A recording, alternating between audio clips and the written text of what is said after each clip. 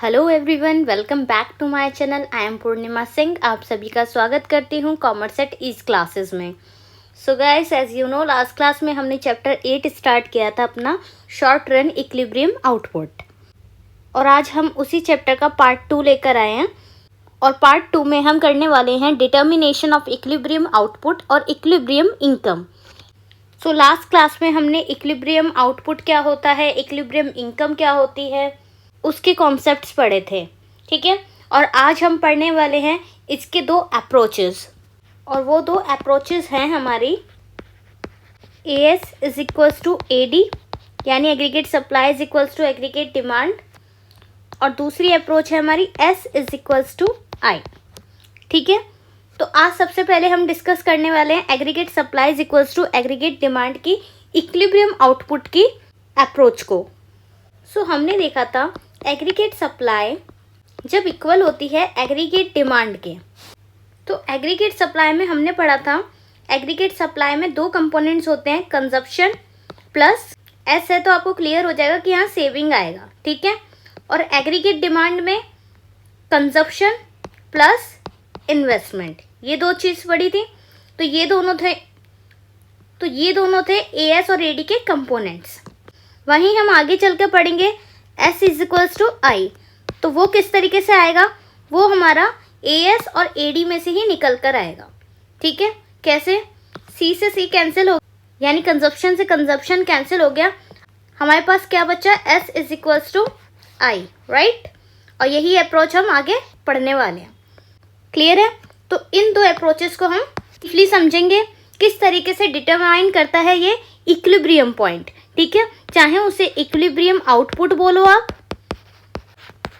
या फिर आप उसको इक्विलिब्रियम इनकम बोलो। ठीक है, तो वो दोनों ही सिमिलर होगा, दोनों का मतलब ही सेम है, चाहे वो इक्विलिब्रियम आउटपुट हो चाहे इक्विलिब्रियम इनकम हो। इक्विलिब्रियम आउटपुट को हम GDP भी बोलते हैं। क्लियर है, ग्रॉस डोमेस्टिक प्रोडक्ट। तो ये चीज़ आपको ध्यान रखनी है कि हम AS और AD के अप्रोच पढ़ेंगे, S is equals to I के अप्रोच पढ़ेंगे, और इक्विलिब्रियम आउटपुट और इक्विलिब्रियम इनकम जो है वो सिमिलर है। ठीक है, हम यहाँ पर इक्विलिब्रियम पॉइंट निकालेंगे इनकम का। ठीक है, चाहे मैं इनकम बोल लूँ या आउटपुट बोल लूँ, they both are same. Okay, और GDP इक्विलिब्रियम आउटपुट को बोलते हैं, ये सब आपको पता ही होगा। ठीक है, तो अब सबसे पहले हम समझते हैं AS is equals to AD को, कि एग्रीगेट सप्लाई किस तरीके से इक्वल होती है एग्रीगेट डिमांड के। तो यहाँ पर सबसे पहले हम समझने वाले हैं एग्रीगेट सप्लाई और एग्रीगेट डिमांड की अप्रोच को। ठीक है, तो बच्चों 11th क्लास में जब हमने माइक्रो इकोनॉमिक्स पढ़ी थी, तो माइक्रो इकोनॉमिक्स में हमने क्या पढ़ा था, माइक्रो इकोनॉमिक्स का जब हम डिमांड का और सप्लाई का ग्राफ बनाते थे, तब हम कैसे उस ग्राफ को रिप्रेजेंट करते थे। अपवर्ड स्लोपिंग हमारा सप्लाई होता था और डाउनवर्ड स्लोपिंग हमारी डिमांड होती थी, right. That is our supply curve and that is demand curve. और जिस पॉइंट पर प्राइस इक्वल होते थे हमारे आउटपुट के, उस पॉइंट पे क्या होता था, this point is called equilibrium point, right. Equilibrium point पढ़ते थे जहां हमारा प्राइस आउटपुट के इक्वल हो जाता था। ठीक है, और अब हम पढ़ रहे हैं macro eco, right. Macro economics में हम पढ़ते हैं aggregate, right, aggregate demand and aggregate supply, क्योंकि यहाँ पर हम इंडिविजुअल लेवल पे पढ़ते थे, बट अब यहाँ पर हम एग्रीगेट लेवल पे पढ़ रहे हैं, यानी कि पूरी इकोनॉमी की स्टडी कर रहे हैं। ठीक है, होल इकोनॉमी। क्लियर है, तो इसलिए मैक्रो इकोनॉमिक्स बड़े लेवल की इको है, उधर हम एग्रीगेट लेवल पे बात करेंगे, तो एग्रीगेट सप्लाई और एग्रीगेट डिमांड की बात करेंगे, और माइक्रो में हम बस डिमांड और सप्लाई की बात करते थे। ठीक है, डिमांड एंड सप्लाई। समझ आया, तो ये बेसिक कॉन्सेप्ट मैंने आपको समझाया कि माइक्रो और मैक्रो में क्या फ़र्क है। हमने वहाँ पर सप्लाई और डिमांड की बात करी थी, और यहाँ पर हम एग्रीगेट सप्लाई और एग्रीगेट डिमांड की बात करेंगे।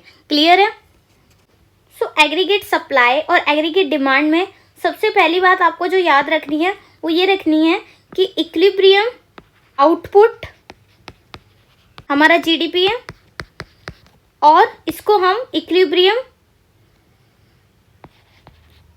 इनकम भी बोलते हैं। ठीक है, और मैं इक्विलिब्रियम को EQ से रिप्रेजेंट कर रही हूँ, कंप्लीट वर्ड नहीं लिख रही हूँ, ठीक है। सो इक्विलिब्रियम आउटपुट और इक्विलिब्रियम इनकम कब अचीव होंगे? ये अचीव होंगे जब एग्रीगेट सप्लाई इक्वल होगी एग्रीगेट डिमांड के, या ये भी बोल सकते हैं कि एग्रीगेट डिमांड इक्वल होगी एग्रीगेट सप्लाई के, ठीक है। देन हमारे को equilibrium output and equilibrium income, जो कि एक ही बात है, चाहे इक्विलिब्रियम आउटपुट बोलो चाहे इक्विलिब्रियम इनकम बोलो, तो इक्विलिब्रियम इनकम या आउटपुट हमें तब अचीव होगा जब एग्रीगेट सप्लाई और एग्रीगेट डिमांड इक्वल होगी। यानी कि हमारे को जब डिमांड और सप्लाई इंटरसेक्ट करता था तभी तो हमारे को इक्विलिब्रियम पॉइंट मिलता था। उसी तरीके से इक्विलिब्रियम आउटपुट और equilibrium income in aggregate supply and aggregate demand तब मिलेगा जब एग्रीगेट सप्लाई इक्वल होगा एग्रीगेट डिमांड के। क्लियर है? ठीक है। तो माइक्रो में तो डिमांड और सप्लाई का हम इस तरीके से पढ़ लेते थे। अब एग्रीगेट सप्लाई और एग्रीगेट डिमांड का किस तरीके से ग्राफिकल रिप्रेजेंटेशन होगी, किस तरीके से उसका टेबल बनेगा, हम यहाँ पर ये सब समझेंगे। क्लियर है? और हमने एग्रीगेट सप्लाई और एग्रीगेट डिमांड का जो पूरा का पूरा कॉन्सेप्ट है कि एग्रीगेट डिमांड क्या है, इसके कंपोनेंट्स क्या है, किस तरीके से कंपोनेंट्स आते हैं, ठीक है, वो सब हमने पहले ही कर लिया चैप्टर 7 में। तो जिसने भी अभी तक क्लासेस नहीं देखी है चैप्टर 7 वाली, तो आप जाकर वो वाला लेक्चर ले, ठीक है। उस लेक्चर के बाद आपको ये सारे concept short run equilibrium output के क्लियर हो जाएंगे, ठीक है, जिसमें हमने डिटर्मिनेशन ऑफ इक्विलिब्रियम आउटपुट और इक्विलिब्रियम इनकम, मैं यहाँ पर इक्विलिब्रियम आउटपुट की जगह मैं इक्विलिब्रियम इनकम ही बोलूंगी बार बार जब रिपीट करेंगे, क्योंकि मैं दोनों एक साथ रिपीट नहीं करूंगी, इससे आपको भी कंफ्यूजन होगी। सो इक्विलिब्रियम इनकम हमें तब अचीव होगी जब एग्रीगेट सप्लाई एग्रीगेट डिमांड के इक्वल होगी, तब हमें एक ऐसा पॉइंट मिलेगा जहाँ पर हमारे को इक्विलिब्रियम पॉइंट अचीव होगा, ठीक है। तो बेसिकली हम इस अप्रोच में इक्विलिब्रियम पॉइंट को ढूंढने वाले हैं कि इक्विलिब्रियम पॉइंट हमें कैसे मिलेगा, ठीक है। सो अभी तक हमने एग्रीगेट सप्लाई और एग्रीगेट डिमांड, मैंने आपको बोला चैप्टर 7 में हमने कर लिया है ना। तो अभी तक हमने बस एग्रीगेट सप्लाई और एग्रीगेट डिमांड का डेफिनेशन पढ़ा, कंपोनेंट्स पढ़े, ठीक है, डेफिनेशन वगैरह पढ़ ली, ठीक है, हमने इसके कंपोनेंट्स पढ़ लिए और हमने इसका ग्राफ वगैरह पढ़ लिया, ग्राफ एंड टेबल, ठीक है, ग्राफ एंड टेबल। बट हमने इंडिविजुअल एग्रीगेट सप्लाई की और एग्रीगेट डिमांड की इंडिविजुअल ग्राफ पढ़े, ठीक है। अब हम एग्रीगेट सप्लाई और एग्रीगेट डिमांड के किसको ढूंढेंगे? इक्विलिब्रियम पॉइंट को ढूंढेंगे। अब यानी कि हम इन दोनों पॉइंट्स को एएस और एडी के इक्विलिब्रियम पॉइंट को मर्ज करके एक पर्टिकुलर डायग्राम में दोनों को देखेंगे, ठीक है, कि दोनों को मिला के इक्वल जब होता है एग्रीगेट सप्लाई और एग्रीगेट डिमांड, तब इक्विलिब्रियम पॉइंट हमें कहाँ अचीव होता है, ठीक है। तो सबसे पहले हम इस अप्रोच को समझेंगे, एएस और एडी के अप्रोच को। तो एएस और एडी में से सबसे पहले हम बात करेंगे एग्रीगेट सप्लाई की, ठीक है, जिसको हम क्या बोलते हैं? एएस, ठीक है। उससे पहले एक क्वेश्चन आपके माइंड में आ रहा होगा कि एग्रीगेट डिमांड और एग्रीगेट सप्लाई यानी कि एडी और एएस हम निकाल क्यों रहे हैं? हम निकालना क्यों है? ये डिमांड और सप्लाई हम क्यों निकालते थे? उससे हमें पता चलता था हमारे प्राइस या आउटपुट पे कितना चेंज आ रहा है ना। बट अब एग्रीगेट डिमांड और एग्रीगेट सप्लाई की बात कर रहे हैं, इकोनॉमी की फ्लक्चुएशंस को देख रहे हैं, तो वो हम इसलिए देख रहे हैं ताकि हम उससे डिसाइड कर पाएँ कि हमें प्रोडक्शन कितना करना है, ठीक है। तो प्रोडक्शन के लेवल को कब इंक्रीज करना है, कब डिक्रीज करना है, ये डिपेंड करता है हमारे एग्रीगेट डिमांड और एग्रीगेट सप्लाई पे, कि इकोनॉमी कितना डिमांड कर रही है या कितना इकोनॉमी में सप्लाई हो रहा है आउटपुट, ठीक है। उसके अकॉर्डिंग हम डिसाइड करेंगे कि कितना प्रोडक्शन करना है इकोनॉमी में और कितना प्रोडक्शन नहीं करना, कब प्रोडक्शन को रोकना है, ठीक है। इसलिए हम एग्रीगेट डिमांड और एग्रीगेट सप्लाई के कॉन्सेप्ट को पढ़ेंगे, क्योंकि हमें ये भी समझना है कि कितना प्रोडक्शन इकोनॉमी में रिक्वायर्ड है, ठीक है। सो इसलिए एग्रीगेट सप्लाई जो होता है वो हम पहले से ही प्लान करते हैं, प्लान्ड सप्लाई, प्लान करके ही तो सप्लाई करेंगे, क्योंकि मैंने आपको बोला कि हम प्रोडक्शन की बात कर रहे हैं, है ना। तो प्रोडक्शन कब करना है, कितनी सप्लाई करनी है, कब सप्लाई को रोकना है, ये सब पढ़ने के लिए हम पहले से क्या करते हैं? प्लान बनाते हैं, ठीक है। तो इसे हम एक्स एंटे भी बोलते हैं और डिजायर्ड भी बोलते हैं, कि डिजायर्ड कितना डिजायर्ड सप्लाई करना है हमारे को, ठीक है। तो कंफ्यूज मत होइएगा, इसमें भी एक्स एंटे भी बोलते हैं, प्लान्ड भी बोलते हैं, डिजायर्ड भी बोलते हैं। तो हम एग्रीगेट सप्लाई को कि कितनी प्लान करना है, हमें कितनी सप्लाई करनी है, या एक्स एंटे सप्लाई कितनी करनी है, या डिज़ायर्ड सप्लाई हमें कितनी करनी है, ये सब पता लगाने के लिए हम ग्राफिकल रिप्रेजेंटेशन करेंगे, जिससे हमें पता चलेगा कि कब सप्लाई को रोकना है, कब बढ़ाना है, ठीक है, कब इकोनॉमिक में ज़रूरत है प्रोडक्शन की ज़्यादा करने की, कब प्रोडक्शन को कम करना है, ठीक है। सो सबसे पहले हम एएस कर्व को समझ लेते हैं। सो ये है हमारा एग्रीगेट सप्लाई का टेबल और ग्राफ, ठीक है। बट इसमें अब हम पढ़ने वाले हैं equilibrium GDP equilibrium income between AS is equals to AD, ठीक है ना। तो एग्रीगेट सप्लाई को सबसे पहले हम पढ़ रहे हैं, क्योंकि इक्विलिब्रियम पॉइंट ढूंढने के लिए, इक्विलिब्रियम इनकम ढूंढने के लिए हमारे को ये भी तो पता होना चाहिए एग्रीगेट सप्लाई क्या है, एग्रीगेट डिमांड क्या है। वो तो मैंने आपको चैप्टर 7 में अच्छे से पढ़ा रखा है, तो आपको आता ही होगा, और जिन्होंने नहीं देखी वो वीडियो देख लेंगे तो उन्हें भी आ जाएगा, ठीक है। बहुत ईजी वे में करा रखा है वहाँ पर, बट इन शॉर्ट मैं आपको यहाँ पर समझाऊंगी पहले, और किस तरीके से उसकी रिप्रेजेंटेशन करनी है, क्या पॉइंट्स लिखने हैं, ये सब आप नोट कर लीजिएगा, ठीक है। सो एग्रीगेट सप्लाई में इनकम का और एग्रीगेट सप्लाई का टेबल बना रखा है। एग्रीगेट सप्लाई मैंने आपको पढ़ाया था कि एएस हमेशा इक्वल होता है वाई के, यानी कि इनकम के इक्वल होता है, ठीक है। तो इनकम देखो 0, 10, 20, 30, 40 ये इनकम है, ठीक है। उसी तरीके से एग्रीगेट सप्लाई भी सिमिलर है, 0, 10, 20, 30, 40, ठीक है। So they both are similar because हमारा एग्रीगेट सप्लाई इक्वल होता है हमारे इनकम के। इस चीज़ को नहीं भूलना है आपको, ठीक है, कि एग्रीगेट सप्लाई इक्वल है हमारी इनकम के। तो ग्राफ और टेबल बहुत इजी हो गया आपके लिए। सो एग्रीगेट सप्लाई इसी वजह से 45 डिग्री होता है, क्योंकि जितनी हमारी इनकम होती है उतना ही हमारा सप्लाई होता है, ठीक है।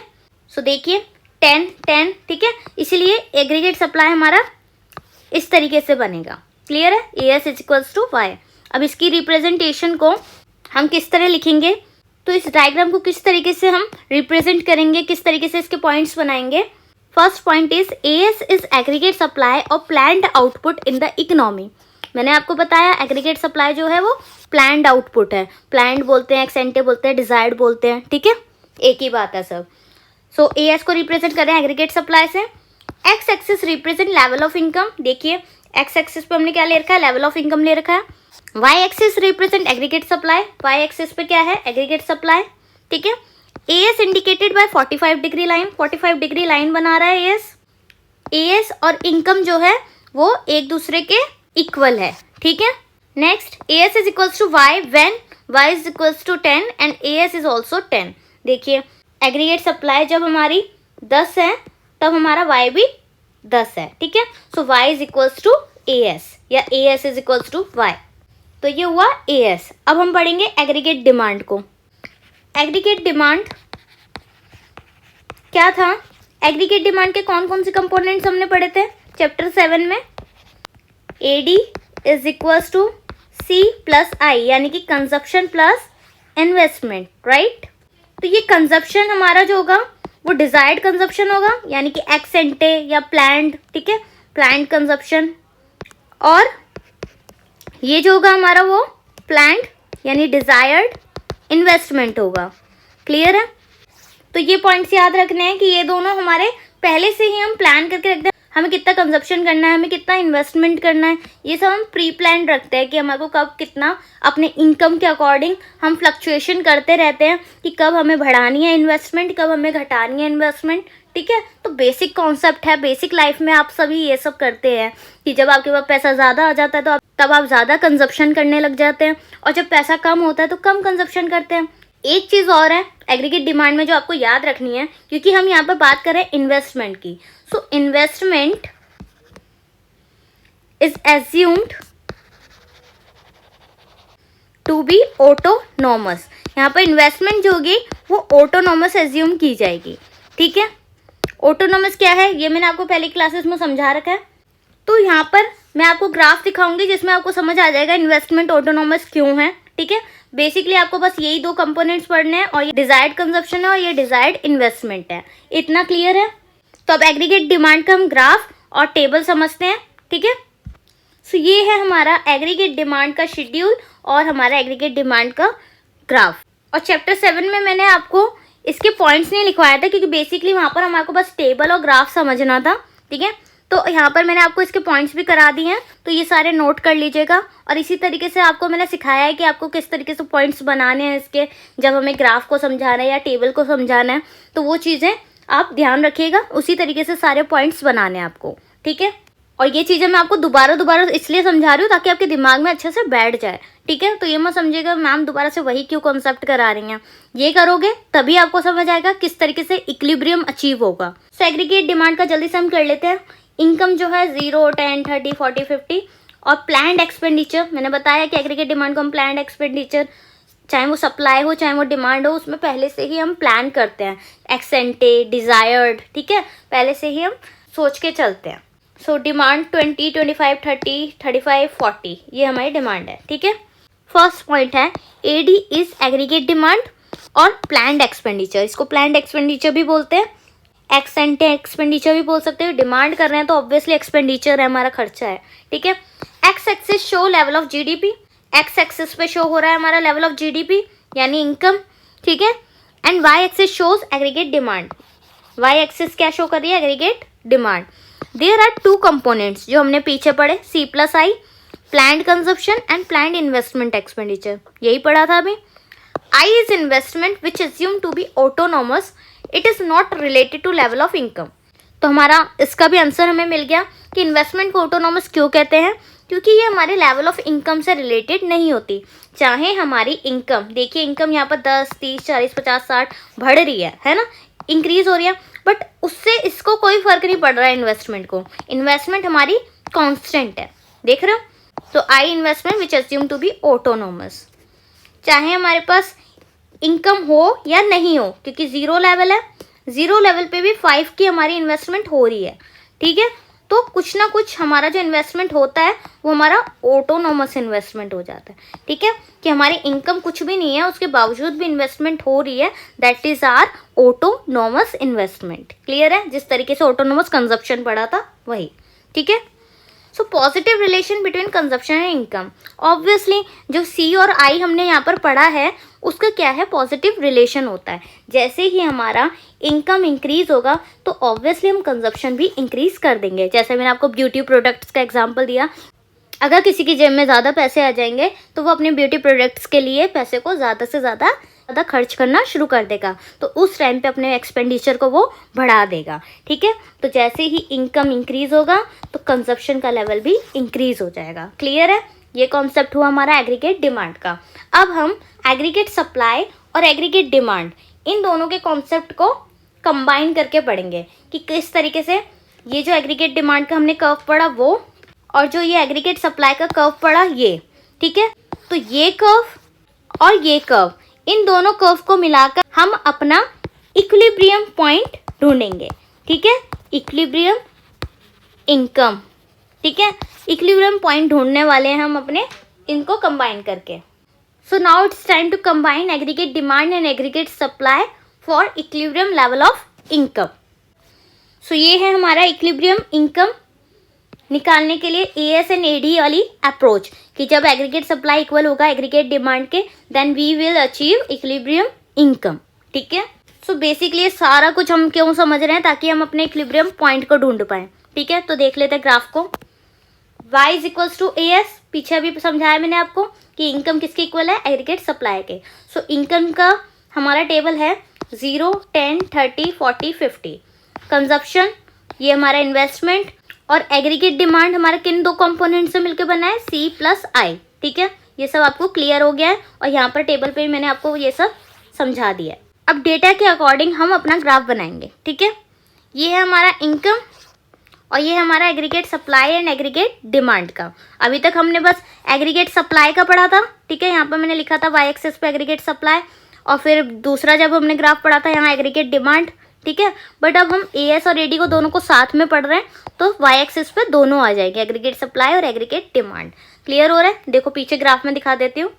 यहाँ पर सिर्फ एडी लिखा है ना, एग्रीगेट एक्सपेंडिचर, ठीक है। तो हमने यहाँ पर एग्रीगेट डिमांड की इंडिविजुअल स्टडी करी थी, और अब यहाँ पर हम कंबाइन स्टडी कर रहे हैं एग्रीगेट सप्लाई और एग्रीगेट डिमांड की।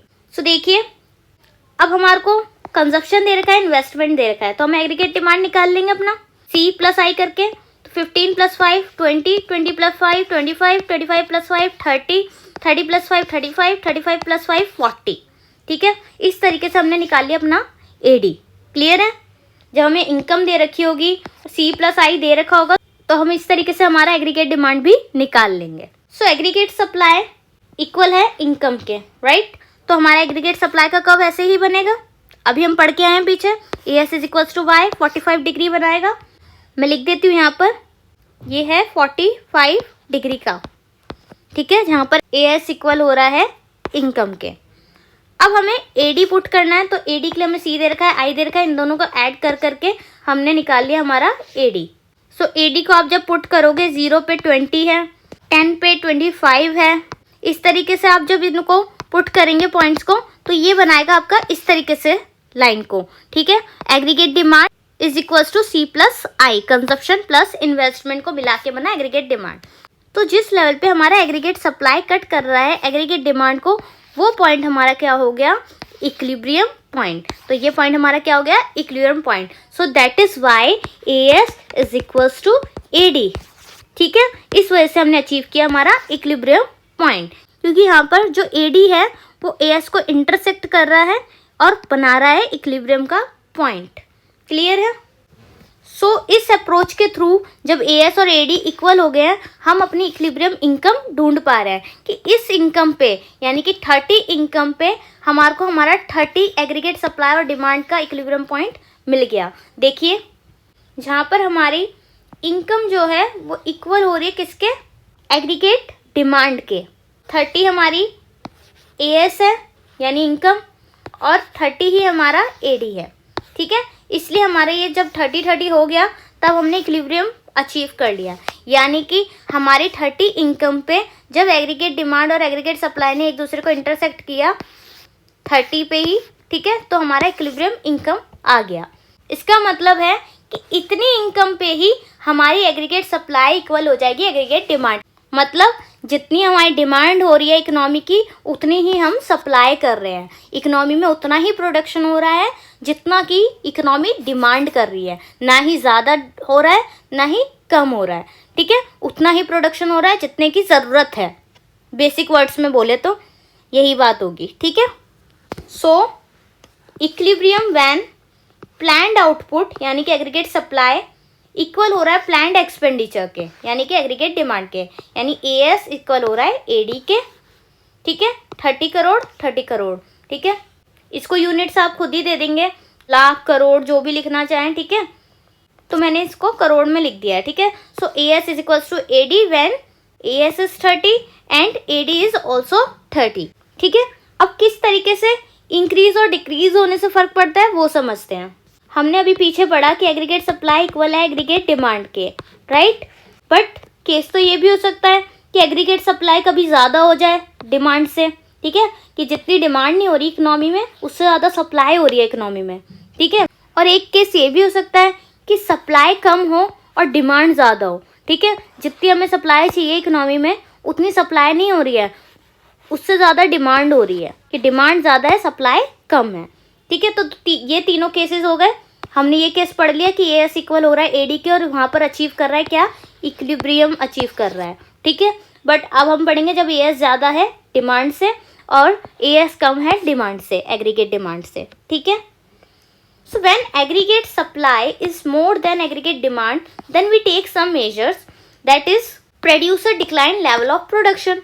जब सप्लाई इकोनॉमी में बहुत ज़्यादा हो गई है कि इकोनॉमी क्या कर रही है? प्रोड्यूस करे जा रही है, इतना ज़्यादा स्टॉक इकट्ठा कर दिया है, इतना ज़्यादा प्रोडक्शन कर लिया है कि उतने की तो डिमांड भी नहीं है, ज़रूरत ही नहीं है। जब ज़रूरत नहीं है तो इतनी सप्लाई का क्या करेंगे? इकोनॉमी में क्या होगा? स्टॉक जो होगा वो इकट्ठा होता जाएगा, उसका क्या करेंगे? कुछ नहीं कर सकते। सो इस टाइम पे प्रोड्यूसर क्या करेगा? वो डिक्लाइन कर देगा अपना लेवल ऑफ प्रोडक्शन, इस अपने प्रोडक्शन के जो लेवल को है वो गिरा देगा, वो कम कर देगा। उसे दिख रहा है सप्लाई ज़्यादा हो गई है, डिमांड है नहीं इतनी। जैसे मैंने आपको मास्क का एग्जांपल दिया था कि डिमांड एकदम से आ गई थी कि भाई कोरोना आ गया तो मास्क ज़्यादा से ज़्यादा प्रोडक्शन शुरू हो गया था।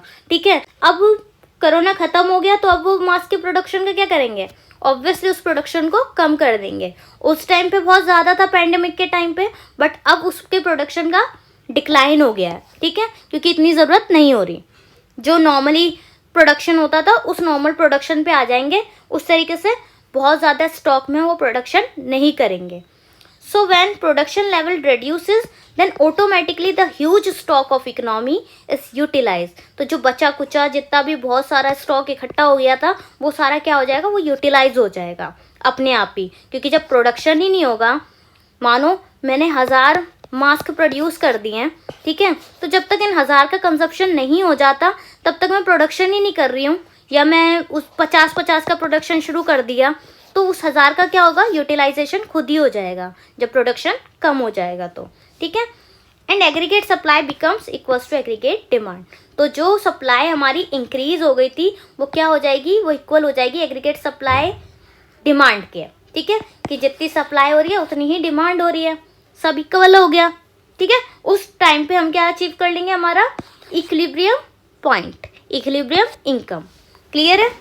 अब सेकंड केस कि जब एग्रीगेट सप्लाई कम है एग्रीगेट डिमांड से, यानी कि डिमांड बहुत ज़्यादा है इकोनॉमी में पर सप्लाई कम है, तो when aggregate supply is less than aggregate demand, then at this situation when aggregate supply is less than aggregate demand, producer would plan greater production. यहाँ पर प्रोडक्शन इंक्रीज हो जाएगा।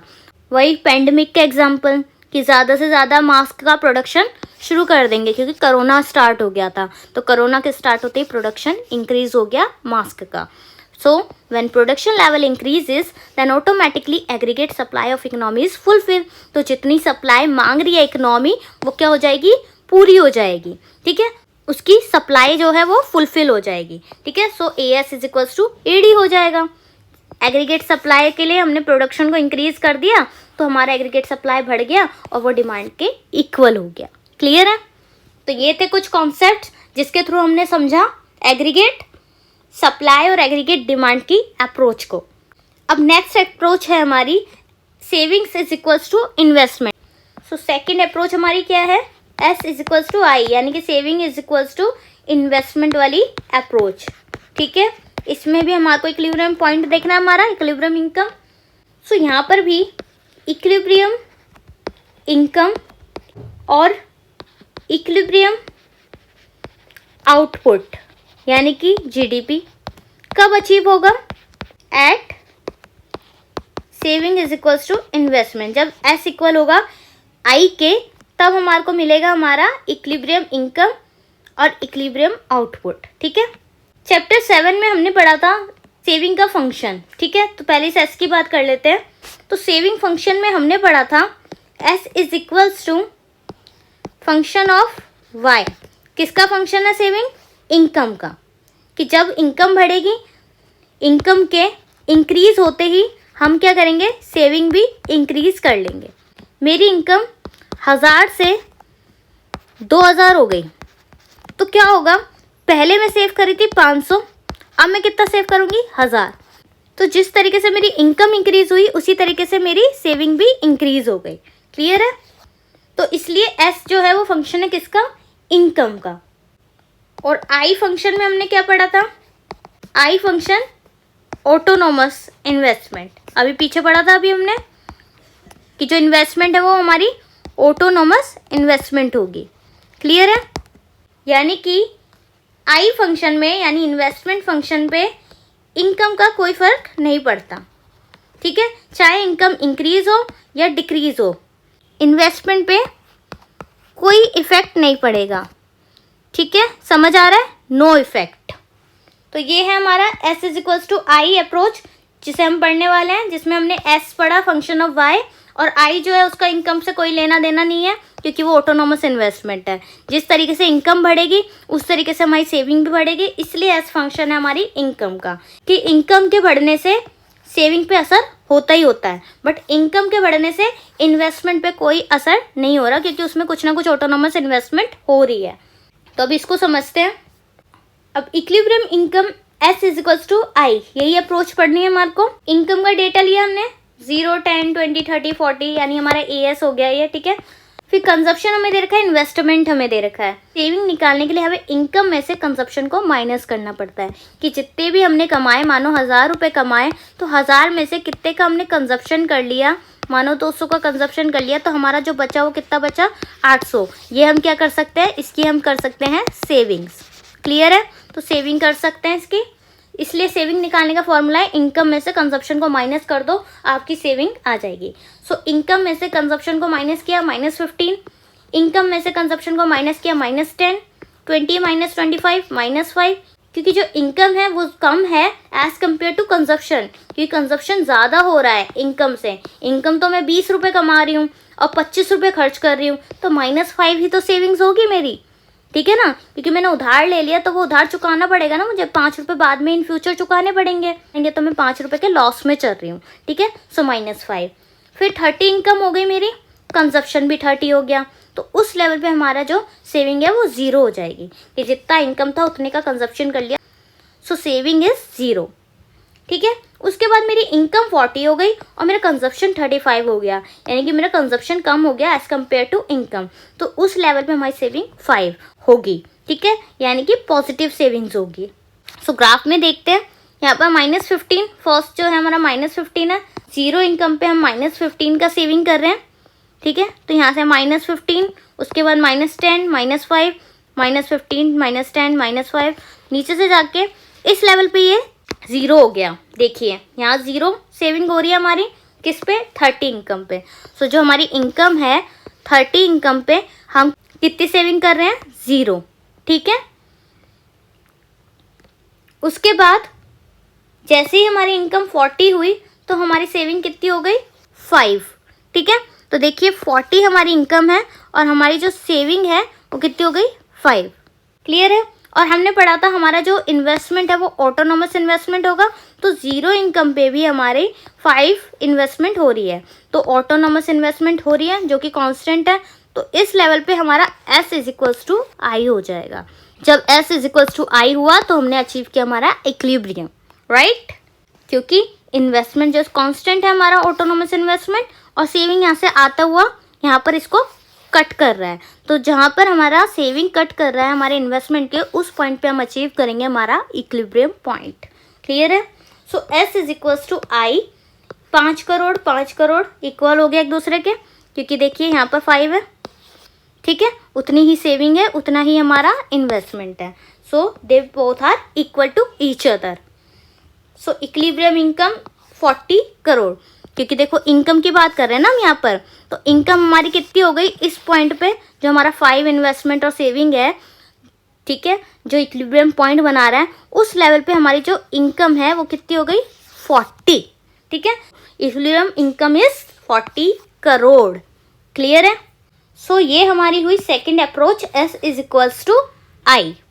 सो हमने इक्वल वाला तो पढ़ लिया कि इक्विलिब्रियम कब अचीव होगा, बट इकोनॉमी है, इकोनॉमी में फ्लक्चुएशंस चलते ही हैं, तो फ्लक्चुएशन जब चलेंगे तो ऐसा भी हो सकता है कि कभी सेविंग ज़्यादा हो रही हो या कभी इन्वेस्टमेंट ज़्यादा हो रही हो, ठीक है। तो ये दोनों केस भी हम डिस्कस करते हैं कि कब सेविंग ज़्यादा हो सकती है इन्वेस्टमेंट से या कब सेविंग कम हो सकती है इन्वेस्टमेंट से, ठीक है। चलिए, so now we will discuss 2 cases when saving is greater than investment and when saving is less than investment, okay। अभी हमने पढ़ा S = I, जब हमें इक्विलिब्रियम मिल रहा है, सेविंग इक्वल हो रहा है इन्वेस्टमेंट के, तब। अब हम पढ़ेंगे सेविंग ज़्यादा है इन्वेस्टमेंट से, when planned saving, हमने बोला कि प्लान्ड की बात करते हैं हम, डिज़ायर्ड सेविंग, एक्स एंटे सेविंग, अलग अलग नामों से इनको देखा, ठीक है। सो when planned saving is more than planned investment, then the planned inventory would fall below the desired level। इसका मतलब है जब हमारी सेविंग जो है वो ज़्यादा हो रही है हमारी इन्वेस्टमेंट से, उस टाइम पे जो हमारी इन्वेंट्री है, जो हमारा गुड्स एंड सर्विसेज हम प्रोड्यूस कर रहे हैं, हमारी फर्म प्रोड्यूस कर रही है, वो हम क्या करेंगे? कम कर देंगे, ठीक है। जो हमने सोच रखा था डिज़ायर्ड लेवल कि भाई मुझे 1000 चीज़ें प्रोड्यूस करनी है, वहाँ मैं सोचूंगी भाई 500 कर देती हूँ, ठीक है, उस चीज़ को कम कर दूंगी, गिरा दूंगी कि भाई 1000 से 500 पे आ गई, ठीक है। तो bring back the inventory at the desired level, ताकि मैं अपनी इन्वेंट्री को वापस डिज़ायर्ड लेवल पे ला सकूं, ठीक है। The producers expand the output, more output means more income, जितना ज़्यादा आउटपुट हम प्रोड्यूस करेंगे उतनी ज़्यादा हमें इनकम मिलेगी। अगर फर्म 5000 बिस्किट्स बना रही है, ठीक है, तो उसकी इनकम हो रही है 7000, ठीक है। वहीं वो अगर 10,000 के बिस्किट्स बनाएगी तो उसकी इनकम हो रही है 40,000, ठीक है। तो यहाँ पर उसे 4,000 एक्स्ट्रा मिल रहे हैं, यहाँ 5,000 से 7,000 मिल रहे थे तो उसे 2,000 का फ़ायदा हो रहा था, ठीक है।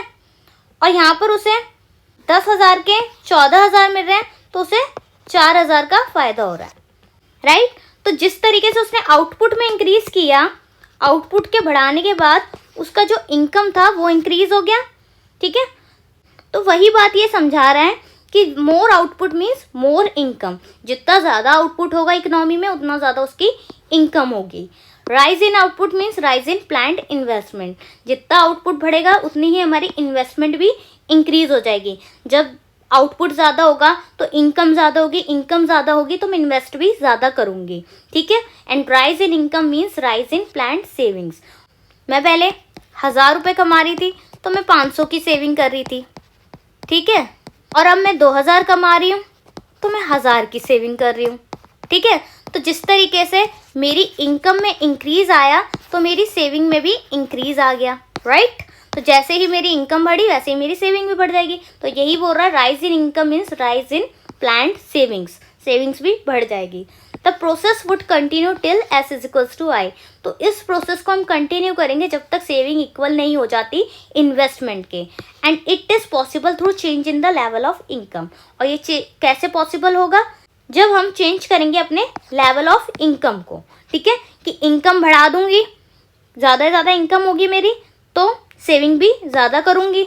इनकम कम होगी तो मेरी सेविंग कम होगी, ठीक है। तो यहाँ पर सेविंग मेरी ज़्यादा है, ठीक है। तो सेविंग को इस पॉइंट पे, इक्विलिब्रियम पॉइंट पे लाने के लिए मैं क्या करूँगी, हमारा जो इन्वेंट्री है उसको कम कर दूँगी, ठीक है। जब प्लान इन्वेंट्री इकोनॉमी में कम हो जाएगी तो उससे क्या होगा, अपने आप ही इकोनॉमी की जो अर्निंग्स है, जो भी पर पर्सन हमारा अर्न कर रहा है उसकी इनकम में कमी आ जाएगी। जब पर्सन की इनकम में कमी आ जाएगी तो वो सेविंग भी कम करेगा, ठीक है। तो जब इनकम कम होगी तो सेविंग भी कम होगी तो वो इक्वल हो जाएगा इन्वेस्टमेंट के, ठीक है। धीरे धीरे जाके वो सेटल डाउन हो जाएगा। सेटल होने के बाद S is equals to I हो जाएगा। क्लियर है? नेक्स्ट है when saving is less than investment. When planned saving is less than the planned investment, then the planned inventory rise above the desired level, ठीक है। यानी कि उस time पे जो हमारी इन्वेंट्री है वो ज़्यादा है हमारे सोचे हुए चीज़ों से, ठीक है। जितनी ज़रूरत थी उससे ज़्यादा इन्वेंट्री है, विच denotes that the consumption is the economy was less than the expected level. यानी कि हमने सोचा था कि इकोनॉमी में बहुत ज़्यादा लेवल पे कंजप्शन होगा इस चीज़ का, ठीक है। मानो ब्रिटानिया का बिस्किट है, उसका मैंने कंजप्शन के अकॉर्डिंग कि भाई मेरी 1,000 बिस्किट्स तो बिक ही जाते हैं दिन के, ठीक है। ये सोच के मैंने उसका प्रोडक्शन 1,000 का ही रखा, ठीक है। बट 1,000 का प्रोडक्शन रखा बट इतना कंजप्शन नहीं हुआ, कंजप्शन सिर्फ 500 बिस्किट्स का हुआ। तो इससे क्या हुआ, जो हमारा डिज़ायर्ड लेवल था इन्वेंट्री का वो वेस्ट हो गया। Consumption is the economy was less than the expected level. जितना मैंने सोचा था उससे कम का कंजप्शन हुआ। Which indicate at less aggregate demand. यानी कि वो इंडिकेट कर रहा है कि हमारी एग्रीगेट जो डिमांड है वो कम हो गई है in comparison to aggregate supply. यानी एग्रीगेट डिमांड जो है वो इकोनॉमी की इतनी नहीं है जितनी मैंने सप्लाई कर दी है। जितनी फर्म्स ने प्रोडक्शन कर दिया है उतने का तो डिमांड भी नहीं है मार्केट में। तो जब डिमांड ही नहीं है तो उतनी की सप्लाई का करना क्या है, उस वक्त पे हम सप्लाई को रोक देंगे, ठीक है। The process would continue till S is equals to I and it is possible through change in the level of income. Clear है? तो वापस लाने के लिए कि S is equals to I हो जाए, ठीक है, तो उसमें फ्लक्चुएशन करेंगे इनकम के साथ हम। तो ये सब पॉइंट्स जो हैं इन सब के आप स्क्रीनशॉट ले लीजिएगा कि ग्राफ, ये डेटा मैंने आपको इनको सिखाया है किस तरीके से इन पॉइंट्स को बनाना है कि एक्स एक्सिस पे हमने इनकम ली है, वाई एक्सिस पे हमने सेविंग और इन्वेस्टमेंट ली है, ठीक है। किस वक्त पे ये नेगेटिव सेविंग्स हैं, ठीक है, किस वक्त पे ये पॉजिटिव सेविंग्स है। यहाँ नेगेटिव सेविंग हो रही है ना, 0 से यहाँ तक नेगेटिव सेविंग और यहाँ पर पॉजिटिव सेविंग्स हो रही हैं, ठीक है। कब इक्विलिब्रियम पे कट कर रहा है। तो ये सारे पॉइंट्स अब आपको बनाने आने चाहिए। बाकी का मैंने आपको पॉइंट्स लिख के दिए हैं यहाँ पर इस तरीके से। तो इसी तरीके से आपको ये सारे पॉइंट्स भी लिखने हैं जब एग्रीगेट डिमांड और एग्रीगेट सप्लाई का हमने कंबाइंड कॉम्बिनेशन अप्रोच पढ़ा है, ठीक है। सो इसी के साथ अब हमारी दोनों अप्रोचेस कंप्लीट होती है। AD is equals to AS and S is equals to I। अब नेक्स्ट पार्ट में हम करेंगे हमारा इक्विलिब्रियम में किस तरीके से शिफ्ट होता है, ठीक है, शिफ्ट इन इक्विलिब्रियम और इन्वेस्टमेंट मल्टीप्लायर और उसके मैकेनिज्म, ठीक है, और रिलेशनशिप पढ़ेंगे हम मल्टीप्लायर का और मार्जिनल प्रोपेंसिटी टू कंज्यूम का। ये सब करेंगे हम हमारे नेक्स्ट लेक्चर में। तब तक के लिए जुड़े रहिए और पढ़ते रहिए, ठीक है। और प्लीज़ वीडियो को ज़्यादा से ज़्यादा लाइक कीजिए, सब्सक्राइब कीजिए चैनल को और बेल आइकन को प्रेस कर दीजिए, ठीक है, जिससे आपको आने वाली सभी क्लासेस के नोटिफिकेशन मिलते रहेंगे। मिलते हैं आपको नेक्स्ट लेक्चर के साथ। Thank you so much for watching this video. Bye bye, take care.